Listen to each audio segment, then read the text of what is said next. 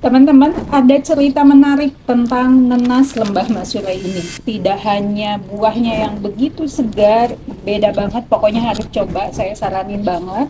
Tapi ada cerita yang cukup mengharukan buat saya bahwa menjadi petani itu juga selain memang memperoleh keuntungan, bagaimana tetap dengan menjaga alam untuk tetap alami dalam arti terjaga kelestariannya. Umi bisa cerita kepada kita. Ya, jadi nanas ini tidak hanya sekedar nanas dan komoditi ekonomi. Selain dia memang bibitnya yang berasal dari lokal, dari desa itu sendiri yang dikembangkan secara turun-temurun sejak lama, tapi Kita baru tahu ya. iya dikembangkan secara masif memang baru 5 tahun terakhir. Cuman yang unik dari masyarakat desa Tanjung Dalam, selain sekarang luas nanasnya yang mencapai 200-an hektar, adalah kearifan lokal yang mereka miliki. Jadi mereka di sana itu punya namanya hutan desa. Nah, hutan desa itu berada di Bukit Sedingin, termasuk di hamparannya landscape kaki Gunung Masurai. Nah, bagaimana Bukit Barisan ya? ya.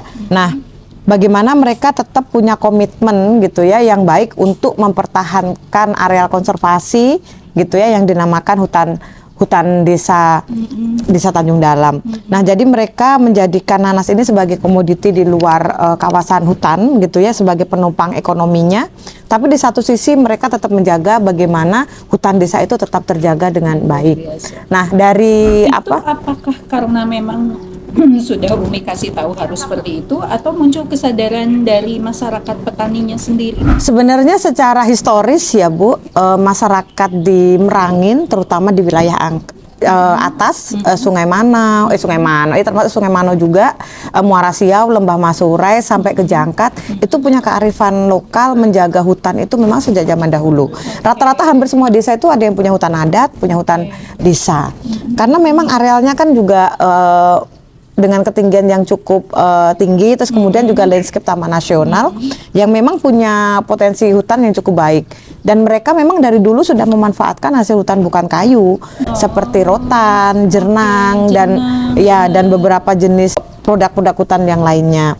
Nah, jadi kalau di Desa Tanjung Dalam ini sekarang masyarakat mengembangkan ekonominya itu di luar areal hutan desa. Ini Umi udah panen berapa kali? Udah berapa tahun?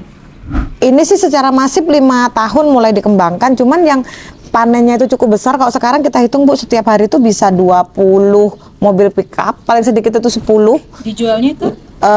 Keluar itu pasar sekarang masih ada di sekitaran Merangin, Bangko, Sarolangun, terus kemudian sudah mengarah ke Bungo dan Darmasraya, mulai juga mengarah ke ini, ke apa namanya, Lubuk Linggau.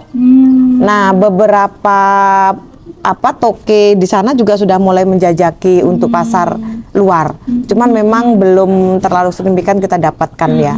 Jadi memang pasarnya ini menjadi tantangan. Ketika masyarakat mendapatkan pasar yang cukup potensial dengan harga yang cukup kompetitif untuk produksi nanas mereka, maka bisa dipastikan komitmen kearifan lokal, menjaga kawasan, menjaga hutan desa sebagai jaminan atas keseimbangan dan masa depan itu akan terjaga juga. Tetapi kalau ekonomi mereka itu tidak terjaga di wilayah dusun atau bawah kalau kami katakan begitu, maka orientasi buka kebun baru, ekspansi, jual itu akan menjadi tantangan ke depannya. Berapa jumlah petani yang sudah terlibat di sini?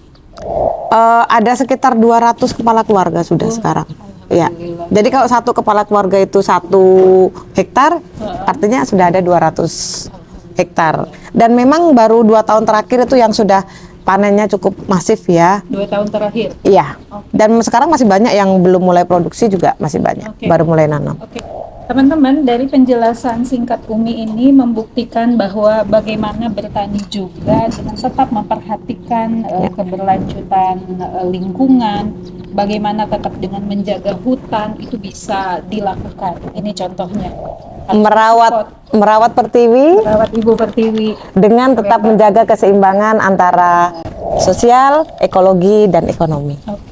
Jadi nggak betul kalau yang punya pandangan bahwa ingin cepat untung, ingin cepat kaya dari pertanian dengan merusak alam itu big no, ya. Nanti yang mau lebih banyak tanya lagi bisa hubungi Umi ya. Terima kasih.